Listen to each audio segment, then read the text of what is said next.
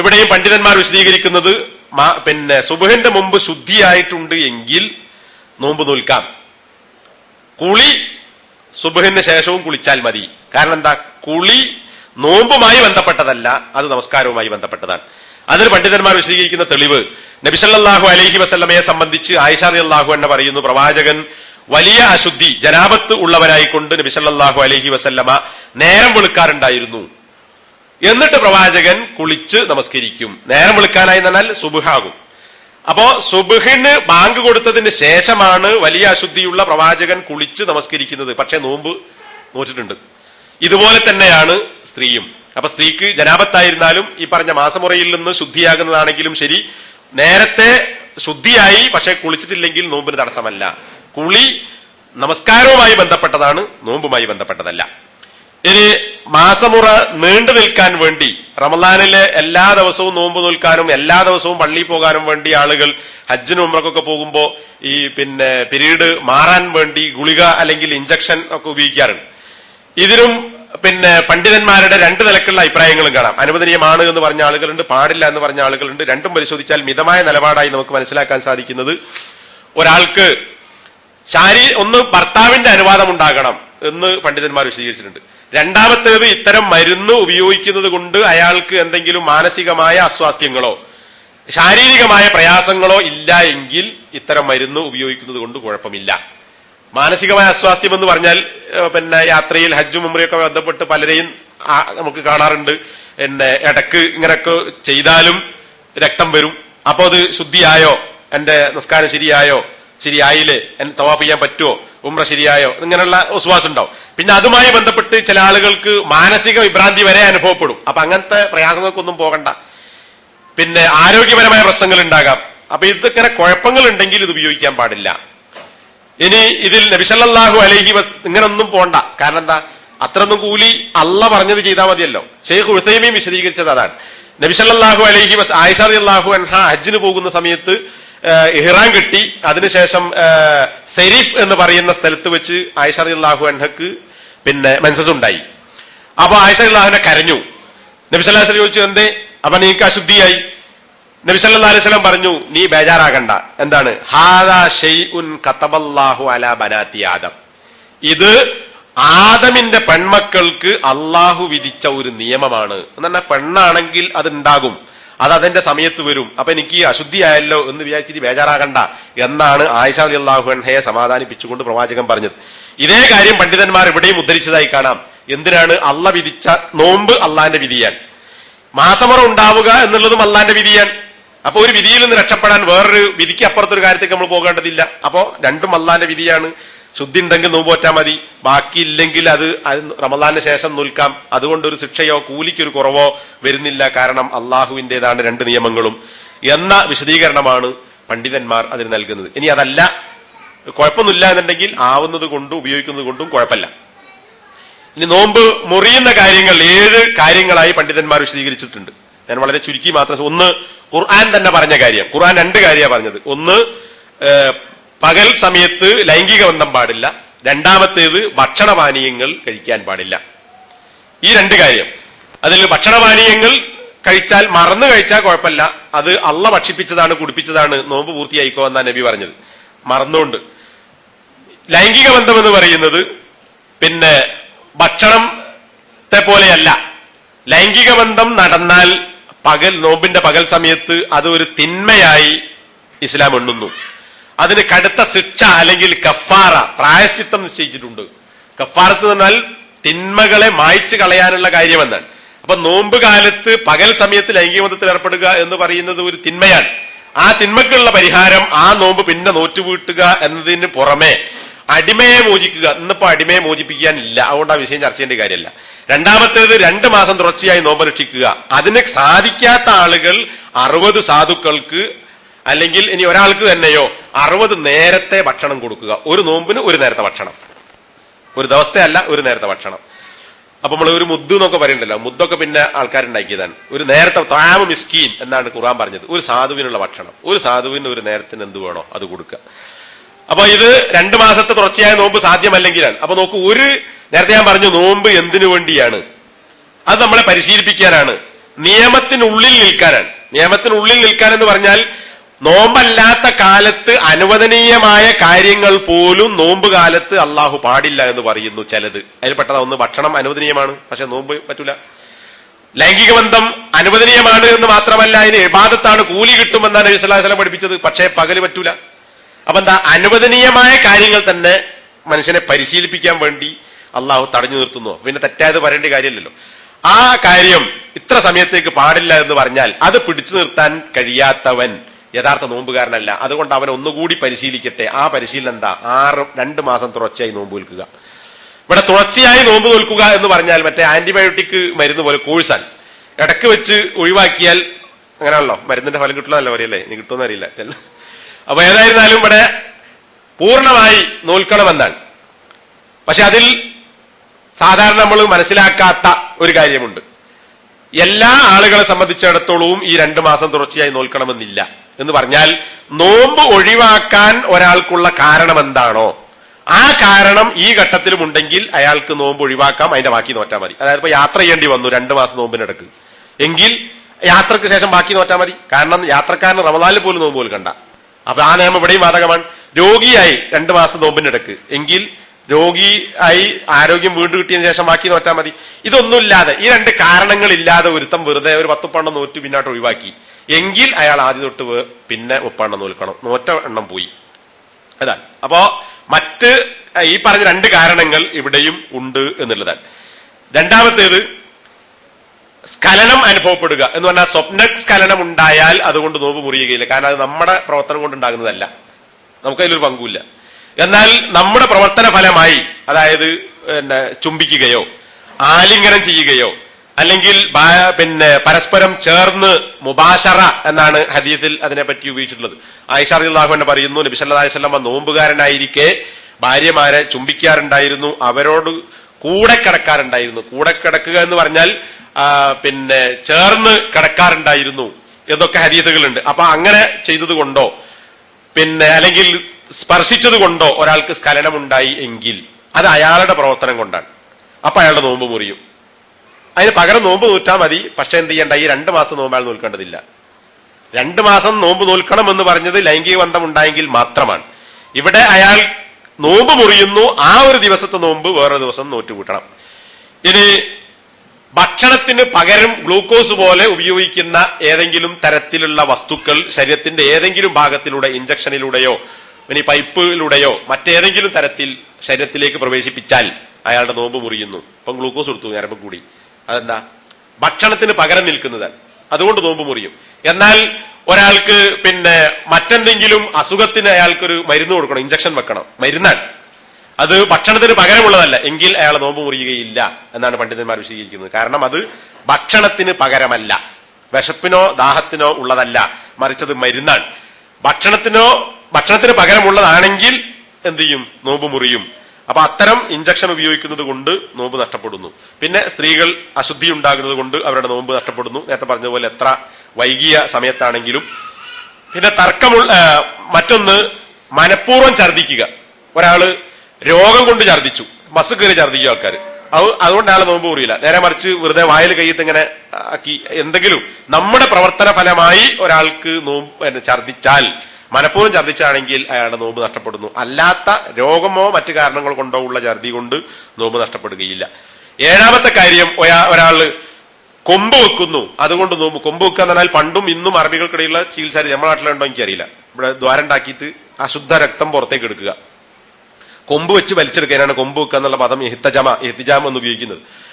ഇത് ഒരു ഹദീസിൽ നബി നോമ്പ് നോറ്റ് കൊമ്പ് വെച്ചിരുന്നു എന്നുണ്ട്.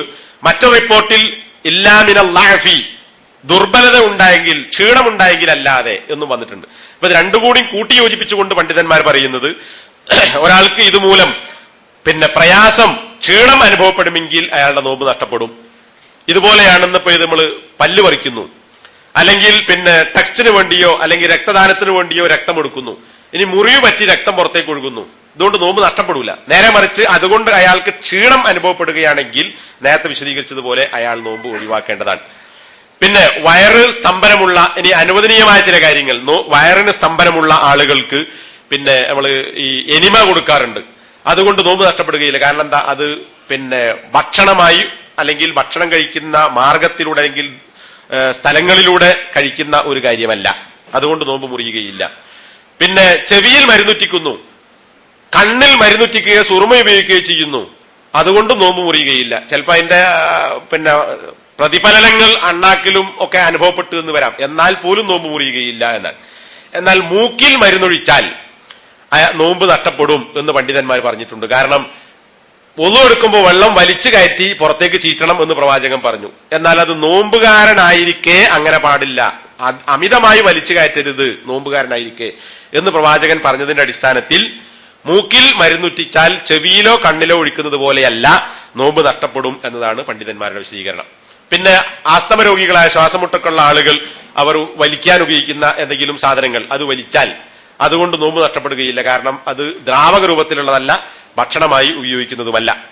പിന്നെ പേസ്റ്റ് ഉപയോഗിക്കുക, അതുകൊണ്ട് നോമ്പ് നഷ്ടപ്പെടുകയില്ല. പേസ്റ്റിന്റെ കെമിക്കലുകൾ വയറിലേക്ക് എത്തുന്നു എന്ന് ആരോഗ്യ പഠനങ്ങളിൽ നിന്ന് മനസ്സിലാക്കാൻ പറ്റും. എന്നാലും അതുകൊണ്ട് നോമ്പ് നഷ്ടപ്പെടുകയില്ല എന്നാണ് പണ്ഡിതന്മാർ വിശദീകരിക്കുന്നത്. ഭക്ഷണം രുചി നോക്കുക. ഇപ്പോ സ്ത്രീകൾ ഭക്ഷണം പാകം ചെയ്യുന്നത് കറിയൊക്കെ വായിൽ വെച്ചിട്ട് ടേസ്റ്റ് ഉണ്ടോ നോക്കിയാൽ നോമ്പ് നഷ്ടപ്പെടില്ല. കാരണം എന്താ? ചില ആൾക്കാർ അത് പറ്റൂല എന്ന് പറയും. അത് ഭക്ഷണം താഴോട്ട് ഇറങ്ങുന്നില്ല, നമ്മൾ നാവിലെ വെച്ച് നോക്കുന്നുള്ളൂ. അതുകൊണ്ട് നോമ്പ് മുറിയാണെങ്കിൽ പച്ചവെള്ളവും വായിലാക്കാൻ പാടില്ല എന്ന് പറയണം. കാരണം എന്താ? വെള്ളവും പള്ളേക്ക് ഇറങ്ങാലോ, വെള്ളവും ദാഹത്തിന് ഉപയോഗിക്കുന്നതല്ലേ. അപ്പൊ ആരെങ്കിലും നബി ഒതു കൊടുത്തിട്ടുണ്ട്, വായിൽ വെള്ളാക്കിയാൽ നോമ്പ് മുറിയെന്ന് ആരും പറയില്ല. അതുപോലെ തന്നെയാണ് വായിൽ വെച്ച് ടേസ്റ്റ് നോക്കുന്നത്, അതുകൊണ്ട് നോമ്പ് നഷ്ടപ്പെടുകയില്ല. പിന്നെ എണ്ണ തേക്കുക, സുഗന്ധ ദ്രവ്യങ്ങൾ ഉപയോഗിക്കുക, ഉമിനീര് ഇറക്കുക. ഉമിനീര് തുപ്പിക്കളയേണ്ടതല്ല. അല്ലെങ്കിൽ ഇപ്പൊ നോമ്പുകാലത്തായ കാണാം, പിന്നെ സ്കൂളിലൊക്കെ ചില ആളുകളുള്ള സ്കൂളിൽ, ഞാൻ സ്കൂൾ അധ്യാപകനാണ്, നോമ്പായാൽ തുടങ്ങി ഇത് ഒരു ക്ലാസ്സിൽ മര്യാദയ്ക്ക് ക്ലാസ് എടുക്കാനേ പറ്റില്ല. ഒരുത്തം പോയാൽ പിന്നെ 2 എണ്ണം, പിന്നെ 4 എണ്ണം, അങ്ങനെ തന്നെ പണി, തുപ്പുക അങ്ങോട്ട് വരിക. അപ്പോ മറ്റുള്ള ആൾക്കാർ വിചാരിക്കും ഇത് തുപ്പണ മാസാണെന്നാണ്. അപ്പോ ഇത് നബി പഠിപ്പിച്ചിട്ടില്ല. ഉമിനീര് എന്ന് പറയുന്നത് ശരീരത്തിന് ആവശ്യമുള്ള ഒരു സാധനമാണ്, അത് തുപ്പിക്കളയേണ്ടതല്ല. കഫുണ്ടെങ്കിൽ സാധനം നമ്മൾ തുപ്പിക്കളയുന്നു എന്നല്ലാതെ ഉമിനീര് തുപ്പി ഒഴിവാക്കേണ്ടുന്ന ഒരു ആവശ്യവുമില്ല, അത് ഇറക്കാം. പിന്നെ പല്ല് തേക്കുന്ന വിഷയം നേരത്തെ പറഞ്ഞു. അതുപോലെ കുളിക്കുക, നബി സല്ലല്ലാഹു അലൈഹി വസല്ലം സുബ്ഹിന് ശേഷം കുളിച്ച് നേരത്തെ ഞാൻ പറഞ്ഞു.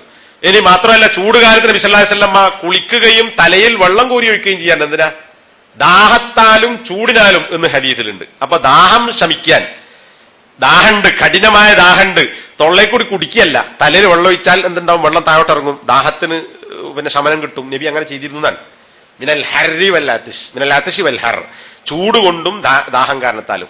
വെള്ളം ഒഴിച്ചാൽ അങ്ങനെ തന്നെ ചൂടും കുറയും. അപ്പോ അത് പ്രവാചകൻ ചെയ്തിരുന്നു, അതുകൊണ്ട് നോമ്പ് മുറിയുന്നില്ല. മുങ്ങിക്കുളിക്കാൻ പറ്റുമോ? മുങ്ങിക്കുളിച്ചാലും നോമ്പ് മുറിയില്ല. വെള്ളം ഉള്ളിലേക്ക് വായക്കൂടി ഉള്ളിൽ ഇറങ്ങാൻ മതി, ചവിട്ടിലാണ് കിടക്കുന്നത്, പുറത്തേക്ക് പോയിക്കോളൂ, അതുകൊണ്ട് നോമ്പ് നഷ്ടപ്പെടുകയില്ല. പിന്നെ അത്താഴം, മറ്റു കാര്യങ്ങൾ അങ്ങനത്തെ പറഞ്ഞു. പിന്നെ പ്രാർത്ഥന നേരത്തെ വിശദീകരിച്ചു. നോമ്പ് തുറക്കുന്ന സമയത്തുള്ള പ്രാർത്ഥന, അത് നമ്മൾ പഠിച്ചുള്ള പ്രാർത്ഥന ഉണ്ട്, അല്ലാഹുമ്മ ലക സുംതു വഅലാ റിസ്ഖിക അഫ്തർതു. അത് ദുർബലമാണ് എന്നാണ് ഹദീസ് പണ്ഡിതന്മാർ വിശദീകരിക്കുന്നത്. പിന്നെ ദഹബൽ ലമഉ വബതല്ലത്തിൽ ഉറൂഖ് വതബത്തൽ അജ്ർ ഇൻഷാ അല്ലാഹ്, ഇതാണ് സ്വഹീഹായി വന്നിട്ടുള്ള പ്രാർത്ഥന. അപ്പൊ മറ്റത് ആരെങ്കിലും പഠിച്ചിട്ടുണ്ടെങ്കിൽ അത് ഒഴിവാക്കണം. സ്വഹീഹായ പ്രാർത്ഥന നമ്മൾ ചെല്ലണം.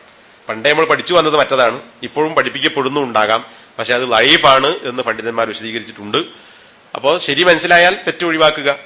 പിന്നെ ഒരു തെറ്റായ കാര്യം, നോമ്പ് തുറക്കുന്ന സമയത്ത്, പ്രത്യേകിച്ച് ഹറമിലൊക്കെ കാണാം, നമ്മുടെ നാട്ടിലുണ്ട്, നോമ്പ് തുറക്കുന്ന സമയത്ത് ആൾക്കാർ ഇങ്ങനെ കൈ പൊക്കിയിട്ട്, നോമ്പ് തുറക്കാനല്ല, തുറക്കലാണ് മാറ്റി വെച്ചിട്ട് അന്നേരം പ്രാർത്ഥിച്ച് കുത്തിരിക്കും. നോമ്പ് സമയമായാൽ ഉടനെ തുറക്കുകയാണ് ചെയ്യേണ്ടത്, നേരത്തെ ഞാൻ പറഞ്ഞു. എന്നാൽ ഇങ്ങനെ ചെയ്യാനുള്ള ഒരു കാരണം, ദഅവത്തു സ്വാഇമി ഹീന യുഫ്തിർ, നോമ്പ് തുറക്കുമ്പോഴുള്ള, എന്നാൽ തുറക്കുന്ന സമയത്തുള്ള നോമ്പുകാരന്റെ പ്രാർത്ഥന സ്വീകരിക്കപ്പെടും എന്ന ഒരു ഹദീസാണ്. എന്നാൽ ആ ഹദീസിനെ കുറിച്ച് ഷെയ്ഖ് നാസറുദ്ദീൻ അൽബാനി വിശദീകരിച്ചിട്ടുള്ളത് അത് ദുർബലമാണ്. മറിച്ച് ദഅവത്തു സ്വാഇം എന്ന പ്രാർത്ഥന ശരിയാണ്. എന്ന് പറഞ്ഞാൽ നോമ്പുകാരന്റെ പ്രാർത്ഥനയ്ക്ക് ഉത്തരം കിട്ടും, അത് തള്ളപ്പെടുകയില്ല. എന്നാൽ നോമ്പ് തുറക്കുന്ന സമയത്ത് പ്രാർത്ഥിച്ചുകൊണ്ടിരിക്കുക എന്നുള്ളത് പ്രത്യേകമായി നബി സല്ലല്ലാഹു അലൈഹി വസല്ലമ പഠിപ്പിച്ച ഒരു വിഷയമല്ല. അത് നബി സല്ലല്ലാഹു അലൈഹി വസല്ലമയുടെ ഹദീസുകളിൽ വന്നിട്ടില്ല എന്ന കാര്യം കൂടി നമ്മൾ മനസ്സിലാക്കേണ്ടതുണ്ട്. അപ്പൊ എപ്പോഴും പ്രാർത്ഥിക്കാം, പക്ഷെ തുറക്കുന്ന സമയത്ത് പ്രത്യേകമായ പ്രാർത്ഥന ഹദീസുകളിൽ സ്ഥിരപ്പെട്ടിട്ടില്ല. ഇനി നേരത്തെ പറഞ്ഞു പകൽ സമയത്ത് ലൈംഗിക ബന്ധം പാടില്ല, ഖുർആൻ വിലക്കിയതാണ്, പ്രവാചകൻ നിരോധിച്ചതാണ്. അതിനുള്ള പ്രായശ്ചിത്തം ഖുർആൻ വിശദീകരിച്ചിട്ടുണ്ട്. എന്നാൽ ഇത് പണ്ഡിതന്മാർ, പ്രത്യേകിച്ച് ഷെയ്ഖ് ഉസൈമിനെ പോലെയുള്ള പണ്ഡിതന്മാർ വിശദീകരിച്ചതായി നമുക്ക് കാണാം. ആ നിയമം റമളാനുമായി മാത്രം ബന്ധപ്പെട്ടതാണ്. ഒരാൾ സുന്നത്ത് നോമ്പ് നോൽക്കുകയാണ്. സുന്നത്ത് നോമ്പ് നോറ്റ ഒരാൾ, അയാൾക്ക് പകൽ സമയത്ത് ലൈംഗിക ബന്ധം വേണം എന്ന് തോന്നി, അയാൾക്ക് നടത്താം. അയാളുടെ നോമ്പ് നഷ്ടപ്പെടും, അയാൾ അത് പകരം നോറ്റ് വീട്ടേണ്ടതില്ല. കാരണം എന്താ? സുന്നത്ത് നോമ്പാണ്. പിന്നെ അതിന്റെ പേരിൽ അയാൾ 2 മാസം തുടർച്ചയായി നോമ്പനുഷ്ഠിക്കുകയോ അല്ലെങ്കിൽ സാധുക്കൾക്ക് ഭക്ഷണം കൊടുക്കുകയോ ചെയ്യേണ്ടതില്ല. കാരണം അത് ഇപ്പറഞ്ഞ നിയമം റമളാനുമായി മാത്രം ബന്ധപ്പെട്ടതാണ് എന്നാണ് പണ്ഡിതന്മാർ വിശദീകരിക്കുന്നത്. ഇനി നോമ്പ് കാലത്ത് ഒരാൾക്ക് നോമ്പ് ഒഴിവാക്കേണ്ടി വന്ന ഒരാൾ ബാക്കി സമയം നോമ്പുകാരനെ പോലെ കഴിച്ചു കൂട്ടേണ്ടതുണ്ടോ? അങ്ങനെ ആളുകൾ പറയുന്നുണ്ട്. വെള്ളം കുടിക്കാൻ പാടില്ല, ഭക്ഷണം കഴിക്കാൻ പാടില്ല. ഇതും തെളിവിന്റെ അടിസ്ഥാനത്തിൽ സ്ഥിരീകരിക്കപ്പെട്ടിട്ടില്ല. കാരണം എന്താ? നോമ്പ് ഒഴിവാക്കാനുള്ള കാരണം കൊണ്ടാണെങ്കിൽ അയാൾക്ക് നോമ്പ് ഒഴിവാക്കാം. പിന്നെ അതിനുശേഷം തന്നെ അയാൾ വെറുതെ പട്ടിണി കിടക്കുന്നത്. ഇപ്പൊ യാത്ര കഴിഞ്ഞ ഒരാൾ വന്നു, യാത്ര കഴിഞ്ഞ് എത്തിയ ആള് ഭക്ഷണം കഴിക്കാൻ വെക്കണോ? യാത്രക്കാരെന്നുള്ളതൊക്കെ അയാൾക്ക് നോമ്പ് ഒഴിവാക്കാം. അപ്പൊ അത് അയാൾക്ക് അയാളുടെ കാര്യങ്ങൾ നിർവഹിക്കാം, എന്തുമാവാം, ഭക്ഷണം കഴിക്കാം, ലൈംഗികത്തിൽ ഏർപ്പെടാം, മറ്റെല്ലാ കാര്യങ്ങളും. അവിടെ നോമ്പുകാരന്റെ ഒരു നിയമവും അയാൾക്ക് ബാധകമല്ല. പിന്നെ പരസ്യമായി തിന്നുക കുടിക്കുക എന്നുള്ള ഒഴിവാക്കുന്നത് ഒരു പൊതുമര്യാദ എന്നുള്ളവർക്ക് വേണമെങ്കിൽ പറയാം. എന്നല്ലാതെ അയാൾ നോമ്പുകാരനെ പോലെ കഴിഞ്ഞുകൂടേണ്ടതില്ല എന്നാകുന്നു ഹദീസുകളിൽ നിന്ന്, പണ്ഡിതന്മാരുടെ അഭിപ്രായങ്ങളിൽ നിന്നും മനസ്സിലാക്കാൻ സാധിക്കുന്നത്. ഇനി നോമ്പുകാരായ ആളുകൾ, ഒരു പക്ഷേ ഭാര്യയും ഭർത്താവും രണ്ടുപേർക്കും നോമ്പില്ല എന്ന് വിചാരിക്കുക, എങ്കിൽ ലൈംഗിക ബന്ധമാവുന്നതിന് കുഴപ്പമില്ല. എന്നൊക്കെ ഞാൻ പറയാൻ കാരണം എന്തിനാ ഇതൊക്കെ പറയുന്നത് സംശയിക്കരുത്. കാരണം ആൾക്കാർ ചോദിക്കുന്ന ചോദ്യങ്ങൾ. അപ്പൊ ഗൾഫിൽ നിന്നൊക്കെ വരുന്ന ആൾക്കാരുണ്ടാവും. ഗൾഫിൽ നിന്നൊക്കെ ഞാൻ ഭാര്യനോട് നോമ്പ് നോൽക്കണ്ട എന്ന് പറയട്ടെ എന്ന് ചോദിക്കും. എന്തിനാ? അന്ന് മൂപ്പര് നാട്ടിലെത്തുന്ന അവസാനം അത് പറ്റില്ല. കാരണം ഭാര്യ നാട്ടിലുണ്ട്, ഭാര്യക്ക് നോമ്പ് നോൽക്കൽ നിർബന്ധമാണ്. ഇയാൾ യാത്രക്കാരനാണ്, അയാൾക്ക് നോമ്പ് ഒഴിവാക്കാം. അയാൾക്ക് ഉതിറുണ്ട്, ഭാര്യക്ക് ഉതിറില്ല. അപ്പൊ ഈ ഒരു കാരണത്തിന് വേണ്ടി എന്ത് ചെയ്യാൻ പറ്റില്ല? നോമ്പ് ഒഴിവാക്കാൻ പറ്റില്ല. നേരെ മറിച്ച് അയാൾ യാത്രക്കാരനാണ്, നോമ്പില്ല. ഭാര്യ രോഗിയോ അല്ലെങ്കിൽ മറ്റ് അശുദ്ധിയോ കാരണം നോമ്പ് ഒഴിവാക്കി, പകല് ശുദ്ധിയായി, അങ്ങനെ യാദൃച്ഛികമായി അങ്ങനെ ഒരു അവസരം ഉണ്ടാവുകയാണെങ്കിൽ കുഴപ്പമില്ല. അതല്ലാതെ ഈ നോമ്പ് ഇത്തരം ഒരു കാര്യത്തിന് വേണ്ടി നോമ്പ് ഒഴിവാക്കാൻ പാടില്ല എന്നതാണ് നിയമത്തിൽ നിന്ന്, ആയത്തിൽ നിന്നും ഹദീസുകളിൽ നിന്ന് നമുക്ക് മനസ്സിലാക്കാൻ സാധിക്കുന്നത്. ഞാൻ അവസാനിപ്പിക്കുകയാണ്, സമയം അവസാനിക്കുന്നു. ഇതുമായി ബന്ധപ്പെട്ട 1-2 ദുർബല ഹദീസുകൾ കൂടി നിങ്ങളുടെ ശ്രദ്ധയിൽപ്പെടുത്തുകയാണ്. സാധാരണ നോമ്പുകാലമായാൽ മുസ്ലിയാക്കന്മാരെ വയലുകളിലും ആളുകളുടെ പ്രസംഗങ്ങളിലൊക്കെ കേൾക്കുന്ന ചില കാര്യങ്ങൾ. നബി സല്ലല്ലാഹു അലൈഹി വസല്ലം റമളാന്റെ തലേ ദിവസം ശഅബാന്റെ അവസാനത്തിൽ ഒരു പ്രസംഗം നടത്തി. ഒരു നീണ്ട ഹദീസാണ്. ഞാൻ അതിൽ ഒരു 3 കാര്യം മാത്രം സൂചിപ്പിക്കുകയാണ്. ഒന്ന്, അതിൽ പറഞ്ഞത് നോമ്പ് കാലത്ത് ഒരാൾ ഒരു സുന്നത്ത് നിർവഹിച്ചാൽ ഒരു ഫർള് നിർവഹിച്ചതിന്റെ കൂലി കിട്ടും. നോമ്പ് കാലത്ത് ഒരു ഫർള് ചെയ്താൽ നോമ്പല്ലാത്ത കാലത്ത് 70 ഫർള് ചെയ്തതിന്റെ കൂലി കിട്ടും. ഈ നീണ്ട ഹദീസിലുള്ളതാണ്. പക്ഷെ ഈ ഹദീസ് ദുർബലമാണ്. നോമ്പ് കാലത്ത് ഒരുപാട് പ്രത്യേകത നേരത്തെ വിശദീകരിച്ചു. പക്ഷെ നോമ്പ് കാലത്ത് സുന്നത്തിന് ഫർളിന്റെ കൂലി കിട്ടുമെന്നോ ഫർളിന് 70 ഇരട്ടി 70 ഫർളിന്റെ കൂലി കിട്ടുമെന്നോ സ്വഹീഹായ ഒരു ഹദീസിലും വന്നിട്ടില്ല. ഇപ്പൊ സക്കാത്ത് പോലും ആള് റമളാനിലേക്ക് മാറ്റി വെക്കുക. സക്കാത്ത് കൊടുക്കാൻ പറഞ്ഞത് റമളാൻ മാസത്തില അല്ല, പിന്നെന്തിനാ ആളുകൾ എന്തോ അങ്ങനെ റമളാൻ മാസത്തിലേക്ക് ആക്കി എന്നല്ലാതെ സക്കാത്തും റമളാനുമായി ഒരു ബന്ധവുമില്ല. അങ്ങനെ വന്നത് ഒരു പക്ഷേ ഈ തെറ്റിദ്ധാരണയിൽ നിന്നാകാം. 70 വട്ടം കൊടുത്താൽ കിട്ടുന്ന കൂലി കിട്ടും എന്നതുകൊണ്ടായിരിക്കാം. പക്ഷെ ഈ ഹദീസ് ദുർബല ഹദീസാണ്. അതുപോലെ അതിന്റെ ആദ്യത്തെ 10 റഹ്മത്തിന്റേതും, രണ്ടാമത്തെ 10 മഗ്ഫിറത്തിന്റേതും, മൂന്നാമത്തെ 10 ഇത്ഖും മിനന്നാർ നരകമോചനത്തിന്റേതുമാണ് എന്നും ഈ ഹദീസ് പറയുന്നുണ്ട്. റമളാനിൽ റഹ്മത്തുണ്ട്, മഗ്ഫിറത്തുണ്ട്, ഇത്ഖും മിനന്നാറുണ്ട്, കാരുണ്യമുണ്ട്, പാപമോചനമുണ്ട്, നരകത്തിൽ നിന്ന് മോചനമുണ്ട്. അത് ശരിയാ. പക്ഷേ ഒന്നാമത്തെ 10 റഹ്മത്തുണ്ട്, രണ്ടാമത്തെ 10 പാപമോചനമുണ്ട്, മൂന്നാമത്തെ 10 നരകമുക്തിയുണ്ട് എന്ന് വേറെ വേറെ വിശദീകരിക്കുന്നത് ദുർബല ഹദീസാണ്. ഈ ദുർബല ഹദീസിന്റെ അടിസ്ഥാനത്തിലാണ് ഒന്നാമത്തെ 10 പ്രത്യേക പ്രാർത്ഥന, രണ്ടാമത്തെ 10 പ്രത്യേക പ്രാർത്ഥന, എന്ന് വരുന്നത്. മൂന്നാമത്തെ പത്തിൽ പ്രത്യേക പ്രാർത്ഥന നബി സല്ലല്ലാഹു അലൈഹി വസല്ലമ ഭാര്യമാരെ പഠിപ്പിച്ചിട്ടുണ്ട്. അല്ലാഹുമ്മ ഇന്നക അഫുവ്വുൻ തുഹിബ്ബുൽ അഫ്വ ഫഅഫു അന്നി. അപ്പൊ ഒന്നിലോ രണ്ടിനോ മൂന്നിനോ ഇങ്ങനെ പ്രത്യേകത കൽപ്പിച്ചിട്ടില്ല. ഒന്നിലും ഒന്നാമത്തെ പത്തിലും രണ്ടാമത്തെ പത്തിലും പ്രത്യേകമായ പ്രാർത്ഥനയും നബി സല്ലല്ലാഹു അലൈഹി വസല്ലം പഠിപ്പിച്ചിട്ടില്ല. ഇനി നോമ്പ് നോൽക്കാൻ കഴിയാത്ത ഒരാൾ പിന്നെ നോമ്പ് ഒറ്റുകൂട്ടിയാൽ മതി. എന്നാൽ ഒരു ഹദീസിലുണ്ട്, നോമ്പ് ന്യായമായ കാരണമില്ലാതെ ഒരുത്തൻ നോമ്പ് ഒഴിവാക്കിയാൽ ജീവിതകാലം മുഴുവൻ അയാൾ നോമ്പനുഷ്ഠിച്ചാലും ഈ ഒഴിവാക്കിയ നോമ്പ് വീടുകയില്ല. ഹദീസിന്റെ ആശയാണ് ഞാൻ പറയുന്നത്. ഇത് കള്ള ഹദീസാണ്, അതൊരു ക്രൂരതയായി പോകും. നോമ്പ് ഒഴിവാക്കി എന്നുള്ളത് തെറ്റാണ്. ഇത് കാരണമില്ലാതെ നോമ്പ് ഒഴിവാക്കി എന്നുള്ളത് തെറ്റാണ്. അതിന്റെ ശിക്ഷ അയാൾക്ക് കിട്ടും. അത് പിന്നെ ഒരു സ്ഥലം നോമ്പ് ഒറ്റുകൂട്ടിയാൽ മതി. പിന്നെ എത്ര കാലം മുഴുവൻ നോറ്റാലും വീടുകയില്ല എന്ന് പറയുന്നത് സ്വഹീഹായ ഹദീസിന്റെയോ മറ്റു പ്രമാണങ്ങളുടെ അടിസ്ഥാനത്തിൽ തെളിയിക്കപ്പെട്ട സംഗതിയല്ല. ഇതേപോലെ നബി സല്ലല്ലാഹു അലൈഹി വസല്ലമ പറഞ്ഞു, നിങ്ങൾ നോമ്പ് നോൽക്കുക, ആരോഗ്യം നേടുക, സൂമു തസിഹു. 3 കാര്യങ്ങൾ പറയുന്ന കൂട്ടത്തിൽ ഇടക്കുള്ളൊരു വാചകമാണ് ഇത്. സ്വന്തമായ ഒരു ഹദീസല്ല. 3 കാര്യം വേറെ പറയുന്നു, 2 കാര്യം വേറെ പറയുന്നുണ്ട്. സൂമു തസിഹു. നമ്മളൊക്കെ ആളുകൾ വിശദീകരിക്കാറുണ്ട് നോമ്പ് പറ്റല്ല, അങ്ങനെ ആരോഗ്യം ഇങ്ങനെ ആരോഗ്യം ഒക്കെ ശരിയാണ്, ഉണ്ടായിക്കോട്ടെ, കുഴപ്പമൊന്നുമില്ല. പക്ഷെ അത് നബി പഠിപ്പിച്ചതല്ല. അത് ഭൗതികമായി നമുക്ക് പറയാം, പക്ഷെ നബി പറഞ്ഞു എന്നുള്ളവർക്ക് അത് വിശദീകരിക്കേണ്ടതില്ല. നോമ്പ് നോൽക്കുക, ആരോഗ്യം നേടുക എന്ന് പറയുന്നത് ദുർബലമായ ഹദീസാണ്. ഇതേപോലെ മുജാഹിദ് പണ്ഡിതന്മാരുടെ പ്രസംഗങ്ങളിൽ പോലും ചിലപ്പോൾ ആളുകൾ പറയാറുള്ള നബി സല്ലല്ലാഹു അലൈഹി വസല്ലമ അല്ലാഹുവേ അല്ലാഹുമ്മ ബാരിക് ലനാ ഫീ റജബ് വ ശഅബാൻ വ ബല്ലിഗ്നാ റമളാൻ. അല്ലാഹുവേ റജബിലും ശഅബാനിലും ഞങ്ങൾക്ക് നീ ബറക്കത്ത് നൽകണമേ, റമളാനിലേക്ക് ഞങ്ങളെ നീ എത്തിക്കണമേ എന്ന് പ്രവാചകൻ പ്രാർത്ഥിക്കാറുണ്ടായിരുന്നു. ഈ ഹദീസും ലഈഫാണ്. ഇതൊക്കെ ഹദീസ് പണ്ഡിതന്മാർ വിശദീകരിച്ചതാണ്. റമളാനിലേക്ക് എത്തിക്കണം എന്ന് നബി പ്രാർത്ഥിച്ചിട്ടില്ല. നമുക്ക് വേണം പ്രാർത്ഥിക്കാം, ആരെയും കിട്ടാൻ വേണ്ടി പ്രാർത്ഥിക്കാം. പക്ഷെ നബി അങ്ങനെ പ്രാർത്ഥിച്ചിരുന്നു എന്ന് പറയുന്നത് തെറ്റാണ്. അതുപോലെ ഒരു സലഫുകൾ പറഞ്ഞിരുന്നു. ഏത് സലഫ് എന്ന് ആരാണ് പറഞ്ഞതെന്ന് കൃത്യമായി ഉദ്ധരിക്കപ്പെടാറില്ല. 6 മാസക്കാലം ഞങ്ങളെ നോമ്പ് കാലത്തേക്ക് എത്തിക്കണമേ എന്ന് പ്രാർത്ഥിക്കാറുണ്ടായിരുന്നു. നോമ്പ് കഴിഞ്ഞാൽ പിന്നെ 6 മാസക്കാലം ഞങ്ങളെ നോമ്പ് സ്വീകരിക്കണമേ എന്ന് പ്രാർത്ഥിക്കാറുണ്ടായിരുന്നു എന്ന് പറയാറുണ്ട്. അതും എവിടെ പറഞ്ഞു, ആര് പറഞ്ഞു എന്ന് പലപ്പോഴും വിശദീകരിക്കപ്പെടാറില്ല. സലഫുകൾ പറഞ്ഞു, നബി അങ്ങനെ പ്രാർത്ഥിച്ചോ? പ്രാർത്ഥിച്ചിട്ടില്ല. ഇനി 6, 6, 12 ഇടയ്ക്കൊരു നോമ്പുണ്ട്. അപ്പൊ ഒരു കൊല്ലത്തിൽ എത്ര? 13 മാസം. 6 മാസം റമളാനിലേക്ക് എത്താൻ 6 മാസം സ്വീകരിക്കാൻ 13 മാസം വേണ്ടേ? 13 മാസം ഇല്ലല്ലോ.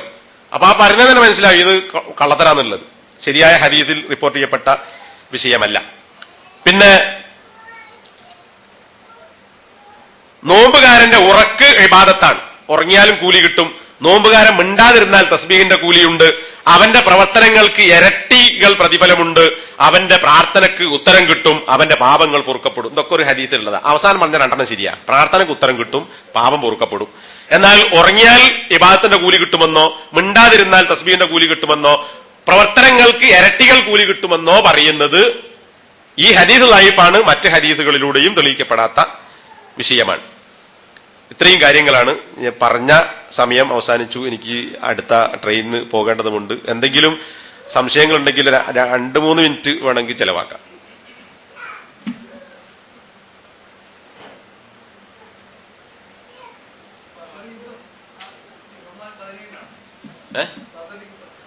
ബദർ യുദ്ധം റമദാൻ 15-നാണ്. ബദർ യുദ്ധ ദിവസം നോമ്പ് നോറ്റതായി നോറ്റോ ഇല്ലേ എന്നുള്ള വിഷയത്തിൽ ഹദീസുകളിൽ പ്രത്യേകമായി വന്നിട്ടില്ല. നേരത്തെ ഞാൻ പറഞ്ഞ സംഭവങ്ങളുണ്ടല്ലോ, ഏത് നബി നോമ്പ് നിൽക്കാൻ വേണ്ടി പറഞ്ഞു എന്നതും, നിങ്ങൾ നാളെ ശത്രുക്കളെ കണ്ടുമുട്ടാൻ പോവുകയാണ്, അക്വാലക്കും നോമ്പ് ഒഴിവാക്കലാണ് നിങ്ങൾക്ക് നല്ലത്, അഫ്തിറു നിങ്ങൾ നോമ്പ് മുറിക്കണം, അത് നബിയുടെ ഒരു തീരുമാനമേ അല്ലെങ്കിൽ കൽപ്പനയെ ഞങ്ങൾ മനസ്സിലാക്കി എന്നൊക്കെ ഉള്ളതും ഒക്കെ വന്നിട്ടുണ്ട്. പിന്നെ മക്കം ഫത്ഹിന് പോയ സന്ദർഭത്തിൽ അത് നോമ്പിനാണ്. ആ നോമ്പിനാണ് ഖുറാഉൽ ഗമീം എന്ന് പറയുന്ന സ്ഥലത്തെത്തിയ നബി സല്ലല്ലാഹു അലൈഹി വസല്ലം നോമ്പ് മുറിക്കാൻ വേണ്ടി ആവശ്യപ്പെട്ടതും പിന്നെയും നോമ്പ് നോറ്റ ആളുകൾ അവർ എന്നോട് അനുസരണക്കേട് കാണിച്ചവരാണ് എന്ന് പറഞ്ഞത്. ആ ആ ആ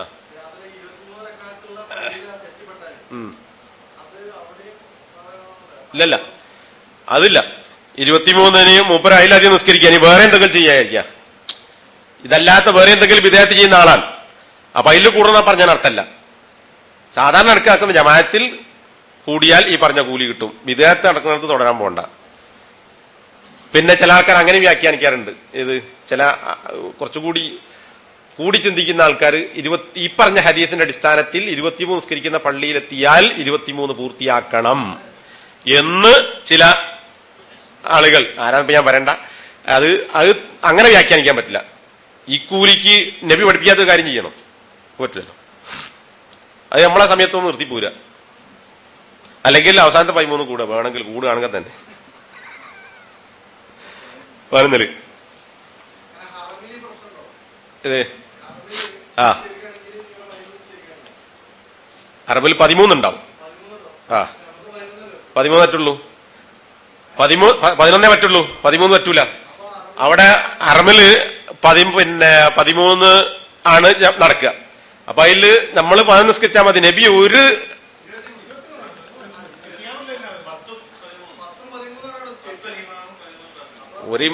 മാറുമാനല്ല പോട്ടെ, ഏതായിരുന്നാലും അവിടെ ആ ജമാഅത്തിൽ നമ്മൾ 11 നിസ്കരിച്ചാൽ മതി. ആദ്യത്തെ 2 റക്അത്ത് കഴിഞ്ഞിട്ട് പോയിക്കോളി നിങ്ങള്. 13 നിസ്കരിക്കുമ്പോ ആദ്യത്തെ 2 റക്അത്ത് കഴിഞ്ഞിട്ട് കൂടിയാൽ മതി, അപ്പൊ 11 കിട്ടും. അല്ലെങ്കിൽ ഇടയ്ക്ക് 2 റക്അത്ത് അവിടെ വിശ്രമിക്കുക, 11 നിസ്കരിച്ചാൽ മതി. പക്ഷെ ചിലപ്പം ചീത്തറിയും ആൾക്കാർ. കാരണം ഈ ലക്ഷക്കണക്കിന് ആൾക്കാർ നിസ്കരിക്കുന്നതിൽ എല്ലാം നിസ്കരിക്കുന്നുണ്ടാവും. ഞാൻ അങ്ങനെ ചെയ്തതാ. ഞാൻ ഇടയ്ക്ക് ഇരുന്നു 2 റക്അത്തിന്, കാരണം 11 റക്അത്ത് നിസ്കരിച്ചാൽ മതി എന്നുള്ളവർക്ക്. അപ്പൊ കുറെ 4-5 സൂര്യകളുണ്ട്, സിറിയക്കാരുണ്ട് എന്റെ അടുത്ത് നിസ്കരിക്കുന്നു. അതിൽ 1-2 ഷെയ്ഖുമാരൊക്കെ ഉണ്ട്. ഇയാൾ നിസ്കാരം കഴിഞ്ഞോണ്ട് എന്നോട് ഇജ്ജ് എന്താ നിസ്കരിക്കാത്ത ചോദിച്ചോട്. ഞാൻ പറഞ്ഞു നബി സല്ലല്ലാഹു അലൈഹി വസല്ലം 11 റക്അത്ത് നിസ്കരിച്ചിട്ടുള്ളൂ. അപ്പൊ ഇയാളെ ചോദ്യം, ഇയാണോ പണ്ഡിതൻ സുദൈസിയാണോ പണ്ഡിതൻ? അപ്പൊ ഇജ്ജ് ചെയ്യുന്ന ആ സുന്നത്ത് സുദൈസി വിദഗ്ധ ചെയ്യുന്ന. ഞാൻ പറഞ്ഞു തർക്കത്തിന് ഞാനല്ല. ആയിഷ ബി ഉദ്ധരിക്കുന്ന ഹദീസിൽ നബി സല്ലല്ലാഹു അലൈഹി വസല്ലം റമദാനിലോ അല്ലാത്തപ്പോഴോ 11 റക്അത്ത് നിസ്കരിച്ചിട്ടുള്ളൂ എന്നാണ് ഹദീസിലുള്ളത്. ഞാൻ അത് നിസ്കരിക്കുന്നു. അങ്ങനെ കുറെ അങ്ങോട്ട് കൂടെ തർക്കിച്ചു. അപ്പൊ ചിലപ്പോ ചീത്താറിന് കേൾക്കേണ്ടി വരും. അവിടെ നിസ്കരിക്കുന്നത് നമ്മളിപ്പോ ദീന്റെ പ്രമാണം എന്ന് പറഞ്ഞാൽ മക്കയോ മദീനയോ അല്ല. നമുക്ക് അത്രേ പറയാൻ പറ്റുള്ളൂ. സൗദി ഗവൺമെന്റ് ഒരുപാട് തെറ്റായ കാര്യങ്ങൾ ഒഴിവാക്കിയിട്ടുണ്ട്. എന്നാൽ ഇന്നും നിലനിൽക്കുന്ന ചില കാര്യങ്ങളിൽ പെട്ടതാണ് ജുമാക്കുള്ള 2-ാം ബാങ്ക്. അതുപോലെ തറാവീഹ് 11-ലധികം നമസ്കരിക്കുക എന്ന് പറയുന്നത്. ഇത് ഒഴിവാക്കപ്പെടേണ്ടതാണ് എന്ന് അൽബാനിയെ പോലെയുള്ള പണ്ഡിതന്മാർ വിശദീകരിച്ചിട്ടുണ്ട്. സലഫി പണ്ഡിതന്മാരുടെ കൂട്ടത്തിൽ അൽബാനിയാണ് കൃത്യമായി 11-ലധികം ബിദ്അത്താണ് എന്ന് നേർക്കുനേരെ തുറന്നു പറഞ്ഞിട്ടുള്ളത്. ബാക്കിയുള്ളവർക്ക് അങ്ങനെ ഉരുണ്ട് ഒപ്പിച്ചു പോവുകയാണ്, എണ്ണം വിഷയമല്ല എന്നുള്ളവർക്ക്. അതുപോലെ ഈ 2-ാം ബാങ്കിനെ കുറിച്ചും അദ്ദേഹം ഇതേ പരാമർശം നടത്തിയതായി കാണാൻ പറ്റും. അപ്പൊ അവിടെ എന്ത് നടക്കുന്നുള്ളൂ നമ്മൾ നോക്കേണ്ടതില്ല. അതിന് തെളിവോട്ടില്ലാനും. നബി സല്ലല്ലാഹു അലൈഹി വസല്ലം 11 നിസ്കരിച്ചിട്ടുള്ളൂ. ഇനി 13 എന്ന് വന്ന കുറെ റിപ്പോർട്ടുകളുണ്ട്. ആ ആയിഷ റളിയല്ലാഹു അൻഹ ഉദ്ധരിക്കുന്ന ഇബ്നു അബ്ബാസ് ഉദ്ധരിക്കുന്ന ഹദീസുണ്ട്. ഈ 13 എന്ന് പറയുന്നതിൽ അത് ആ ഹദീസിൽ നിന്നും ആയിഷ റളിയല്ലാഹു അൻഹയുടെ വാചകങ്ങൾ മനസ്സിലാകാം. ഒന്നുകിൽ അത് 2 റക്അത്ത് ഇശാൻ 2 റക്അത്ത് സുന്നത്താണ്, അല്ലെങ്കിൽ നബി സല്ലല്ലാഹു അലൈഹി വസല്ലം 2 റക്അത്ത് ഈ ഖിയാമു റമളാന്റെ തുടക്കം എന്നുള്ള നിലയ്ക്ക് 2 റക്അത്ത് നിസ്കരിച്ചിരുന്നു. അങ്ങനെയാണ് നമുക്ക് നിസ്കരിക്കുക. ഒരു ലളിതമായ 2 റക്അത്ത് നിസ്കാരം, അത് നിസ്കരിച്ചതിന് ശേഷം 11 റക്അത്ത് വേറെ നിസ്കരിക്കുക. ഇത് ഹദീസിലുള്ളതാണ്. ഇനി 11 റക്അത്ത് നമസ്കരിച്ചതിന് ശേഷം നബി സല്ലല്ലാഹു അലൈഹി വസല്ലം 2 റക്അത്ത് നിസ്കരിച്ചിരുന്നു. അപ്പൊ വിത്രല്ലേ, വിത്രാക്കിയ പിന്നെ നിസ്കരിക്കാൻ പറ്റുമെന്ന് ചോദിക്കേണ്ട. ഹദീസിലുണ്ട് 11 റക്അത്ത് നമസ്കരിച്ചതിന് ശേഷം ലഘുവായ 2 റക്അത്ത് പ്രവാചകൻ പിന്നെ നിസ്കരിച്ചിരുന്നു. അപ്പൊ ഇത്രയും 11, 2, 13. അല്ലെങ്കിൽ തുടക്കത്തിലുള്ള 2, 11, 13. അപ്പൊ ഈ 11 ഇപ്പുറവും അപ്പുറത്തുമാണ് ഈ 2. അതങ്ങനെ തന്നെ മനസ്സിലാക്കണം. എന്നാൽ ഈ നിസ്കാരം ആ നിലക്കല്ല. തറാവീഹ് 13 റക്അത്ത് എന്നുള്ള നിലക്കാണ്. ഇനി അപ്പറഞ്ഞ ഹദീസിന്റെ അടിസ്ഥാനത്തിലെ കുഴപ്പമില്ല. ഇത് 11 തന്നെ മുമ്പുള്ള 2 ലഘുവായിട്ടും എല്ലാം സ്കരിക്കുക, നീട്ടിയാ സ്കരിക്കാറുള്ളത്. അതും നബിന്റെ ചര്യ കൊക്കൂല.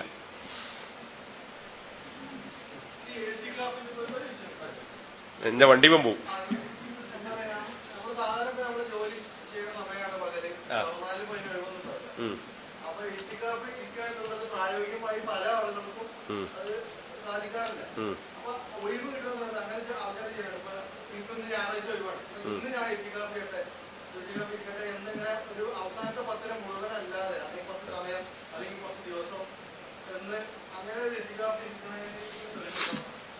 ഇത്തിക്കാഫ് നബി സല്ലല്ലാഹു അലൈഹി വസല്ലം പറഞ്ഞില്ലേ 10 ദിവസം ഇരുന്നു എന്നാണ് ഹദീസിലുള്ളത്.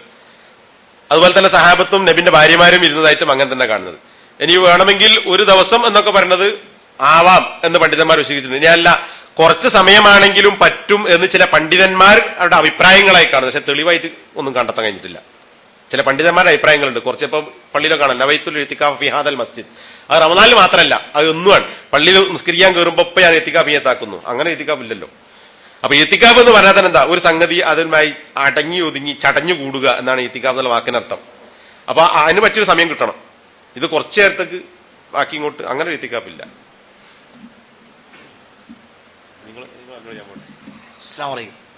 ഇവിടെ പരാമർശിച്ച ഒരു വിഷയത്തിൽ ഒരു ചെറിയൊരു വിശദീകരണമാണ്. അത് വേറൊന്നുമല്ല, സൗദിയിൽ എന്തുകൊണ്ട് നടക്കുന്നു എന്നുള്ള വിഷയത്തിന് ഒരു ചരിത്രപരമായ ഒരു കാരണമുണ്ട്. അതിൻ്റെ ദീനിയായ വിഷയമാണ് റൌഫ് സാഹിബ് വിശദീകരിച്ചത്, അബ്ദുറൌഫ് സാഹിബ്.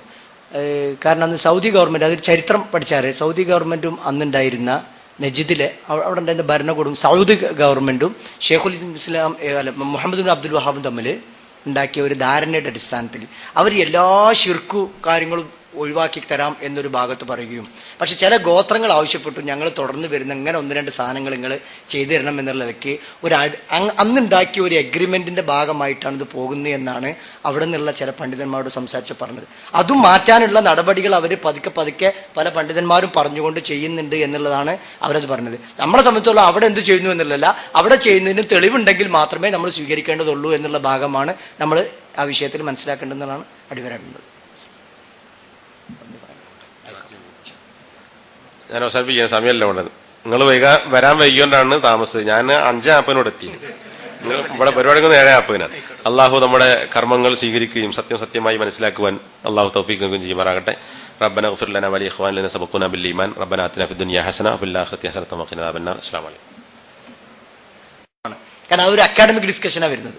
മറ്റാണ് നമ്മൾ നോക്കേണ്ടത്. നമ്മൾ നോമ്പുകാരനായിക്കൊണ്ട് നമ്മൾ കൈക്കൂലി വാങ്ങുന്നുണ്ടോ, നോമ്പുകാരനായിക്കൊണ്ട് നമ്മൾ വഞ്ചിക്കുന്നുണ്ടോ, നുണ പറയുന്നുണ്ടോ, ചതിക്കുന്നുണ്ടോ എന്നുള്ള ഭാഗം കൂടി നമ്മൾ ഇതിൻ്റെ കൂടെ നമ്മൾ വായിക്കണം എന്നാണ് പറയുന്നത്. വളരെ ഉപയോഗപ്പെടുന്ന ഒരു വിഷയമാണ് അവതരിപ്പിച്ചത്. ഇതിൻ്റെ CD ഇൻഷാ അല്ലാഹ് ഇവിടെ ലഭ്യമാകും. നമ്മൾ വീടുകളിലൊക്കെ കൊണ്ടുപോയിട്ട് നമുക്ക് ഇത് കൊടുക്കാനും ഇൻഷാ അല്ലാഹ് ഇനി നമ്മൾ റമദാനിന് ശേഷം കുറച്ചും കൂടി വിപുലമായ രൂപത്തിൽ തന്നെ ഫോക്കസ് ഇത് ഈ നമ്മുടെ ക്ഷണം കിട്ടാത്തത് കൊണ്ട് അറിയാത്തത് കൊണ്ട് വരാത്ത ഒരുപാട് പ്രൊഫഷണലുകളും എക്സിക്യൂട്ടീവ്സും നമ്മുടെ നാട്ടിലുണ്ട്.